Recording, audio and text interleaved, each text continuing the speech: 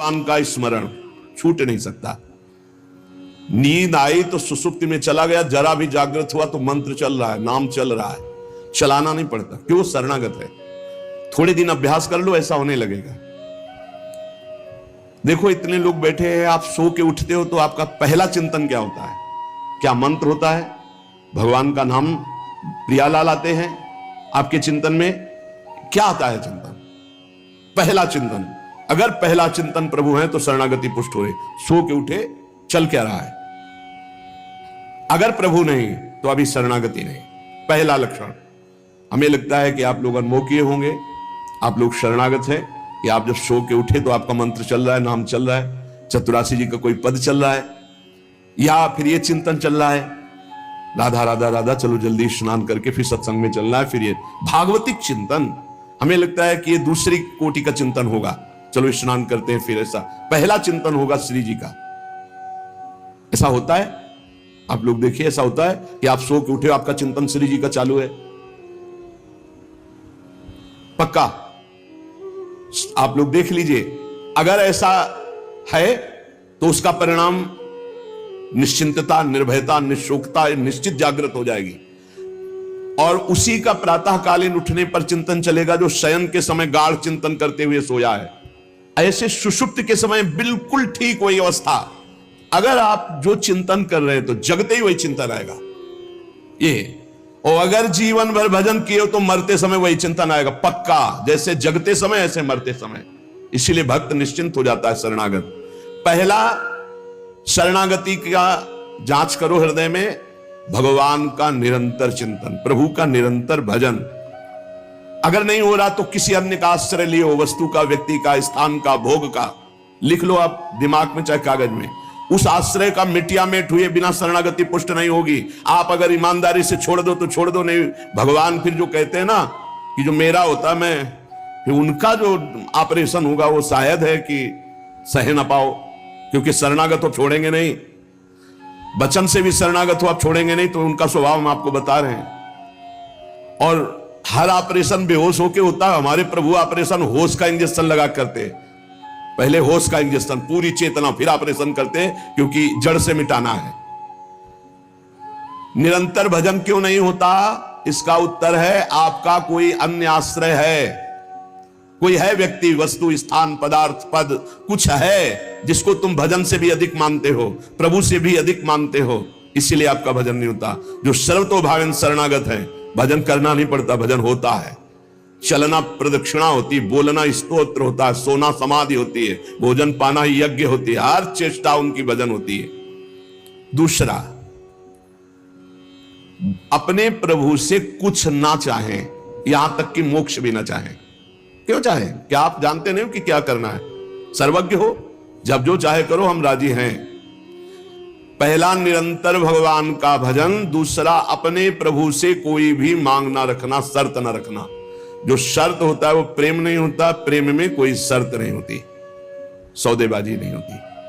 प्रेम में सौदेबाजी नहीं होती, सौदेबाजी प्रेम नहीं होता, पक्की बात सुन। तीसरा, प्रभु के हर विधान में आनंदित होना। प्रभु के हर विधान में आनंदित कौन होता है? शरणागत। नहीं तो विधान की जांच होती है, अनुकूल है कि प्रतिकूल। प्रतिकूल है तो नो नो नो। ये जो कच्चाई होती शरणागति में, वो भरभरा जाता है, शोकित हो जाता है, इधर उधर डगमगा के आश्रय लेने लगता है। हर विधान उनका मंगलमय।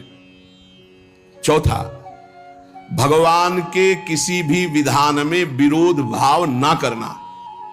भगवान के प्रत्येक विधान में आनंदित रहना, भगवान के किसी भी विधान में विरोध न करना। जो किया अच्छा हो रहा है, नहीं बहुत हाहाकार मचने वाला ऐसा नहीं, जो प्रभु का विधान है वो मंगलमय है, सब मंगलमय।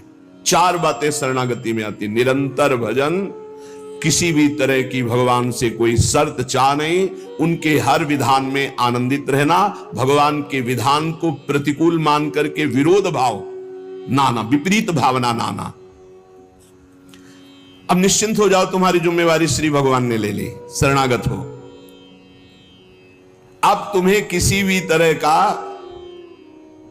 दुख आवे तो उबना नहीं है, वो सुख है, दुख रूप लेके आ रहा है। जैसे माया दुख भेजती सुख रूप में, पार्सल में ऊपर लिखा होता है सुख, और जब खोलो अंदर तो होता है दुख।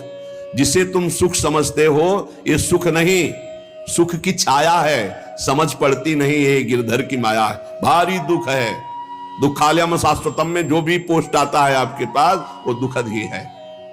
माया भेजती है सामने वस्तु व्यक्ति स्थान, उसके परिणाम में अशांति, दुख और आपके भजन की हानि पक्का। ये देख लीजिए, जन्म भर भगवान के साथ अर्जुन जी रहे हर समय, लेकिन गीता का उपदेश प्रारंभ हुआ शिष्यस्ते हम साधिमाम त्वाम प्रपन्नम। प्रपन्न से ही ज्ञान की उत्पत्ति होती है।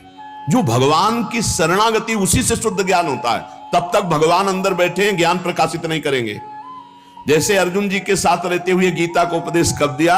जब अर्जुन जी ने कहा शिष्यस्ते हम साधिमाम त्वाम प्रपन्नम, मैं आपका शिष्य हूं, आपका शरणागत हूं, आप मुझे ज्ञान। भगवान गीता जी, ज्ञान का फल क्या हुआ? बोले नष्टो मोहा स्मृतिर्लब्धा तत्प्रसादान मयाच्युता। मोह का नाश हो गया, स्मृति जागृत हो गई आपके कृपा प्रसाद से, हे गोविंद, हे अच्युत। तो इसी प्रकार हमारे अंदर भी सब ज्ञान जागृत हो जाएगा, पहले हम भगवान की शरणागत हो।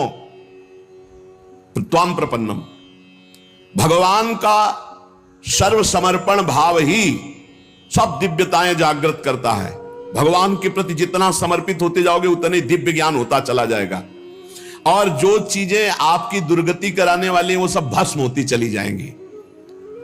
जब कुछ नष्ट होने लगे तो क्षोभ मत करना, वो नष्ट जरूरी था होना, ये बात दिमाग में बैठा लो। कुछ पकड़े मत रहना, क्योंकि भगवान को जो लगेगा वो हटा देंगे, वो नष्ट कर देंगे। जो वस्तु भगवान नष्ट करे तो जान लो परम मंगल विधान, ये वस्तु हमें भगवत प्राप्ति में बाधा पहुंचा देती, इसलिए भगवान ने उसे नष्ट कर दिया। भगवान को समर्पित वस्तु के नष्ट होने में तुम्हें क्यों जलन हुई? क्योंकि तुमने तो भगवान को अपना सर्वस्व मानकर समर्पित कर दिया। अब तुम्हारे पास अपना कहलाने के लिए सिर्फ भगवान है, और भगवान की सब वस्तु जब जो चाहे हटा ले, जब जो चाहे रख ले। जरा इस पर विचार करो। आप राजी हो शरणागत? आपके पास अपना कहने वाला शब्द केवल भगवान के लिए है, और जो भी कुछ आपके पास है वो सब भगवान का है। वो चाहे अभी बुला ले, चाहे वर्षों रखे, चाहे अभी नष्ट कर ले, चाहे और बढ़ा दे। क्या राजी हो इस बात में शरणागति पर? अंदर से देख लो, तुमने तो दे दिया भगवान को, और तुम्हारा था कब, और वो था कौन, तुम्हें पता है? नहीं पता। इसी अज्ञान का नाश करने के लिए पहले ये बात स्वीकार करो, अपना कहने के लिए हमारे पास अब एक बात रह गई है, प्रभु। हमारे पास जो कुछ है, शरीर, मन, प्राण, आत्मा, परिवार, धन, संपत्ति, सब प्रभु को दे दिया। सोहम तविवाश्रिता। अब जब प्रभु को दे दिया तो जब मन आवे तब ले ले। जैसे हम अपने घर की कोई वस्तु किसी को दे दिया, वो कह रहा है रखे रहो, हम ले लेंगे। अब जब कभी वो ले ले तो ईमानदारी से हमको दुख नहीं होना चाहिए, क्योंकि हमने उसको दे दिया। अब आप देख लीजिए, तुम जो भी करते हो वो मेरे को समर्पित कर दो। एक एक बात समझ लो। यहां यत करो से कहा है, ये करो ऐसा नहीं कहा। तुमसे जो भी हो रहा है तुम भगवान को समर्पित करो। पहला काम ये, हम शरण में जा रहे हैं, सर्वधर्मान परित्यज्य।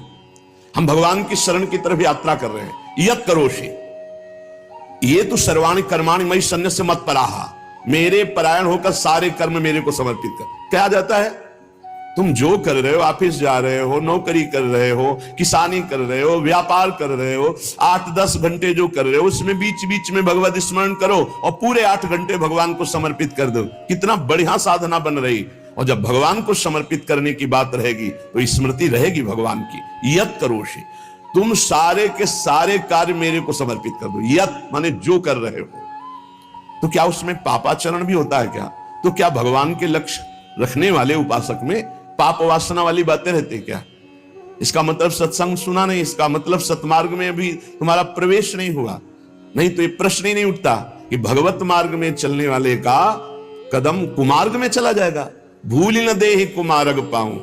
छोटी मोटी अगर कभी कोई त्रुटि गलती हुई तो पश्चाताप की अग्नि में भस्म हो जाता है। वो भगवान को समर्पित गंदे आचरण नहीं करता, वो प्रार्थना करता है, प्रभु ये त्रुटि हो गई हमसे, हे नाथ इसको संभाल दो, मेरे बस की बात नहीं। वो भी इस तरह से प्रार्थना पूर्वक समर्पित है। यत करोषि और यदर्शनासि, जो भी तुम्हारी जिह्वा में, रसेंद्री में जाए, पानी जाए, भोजन जाए, बिना भगवान को अर्पित किए नहीं जाना चाहिए। अभी शरणागति पुष्ट हो जाएगी। जो भी कार्य करो भगवत समर्पित करो। एक स्थिति आती है जहां भगवत समर्पित करना नहीं पड़ता, स्वयं होता रहता है। वो होता है तन, मन, वाणी और अहम, इनका समर्पण जिनका हो चुका है पूर्ण रूप से।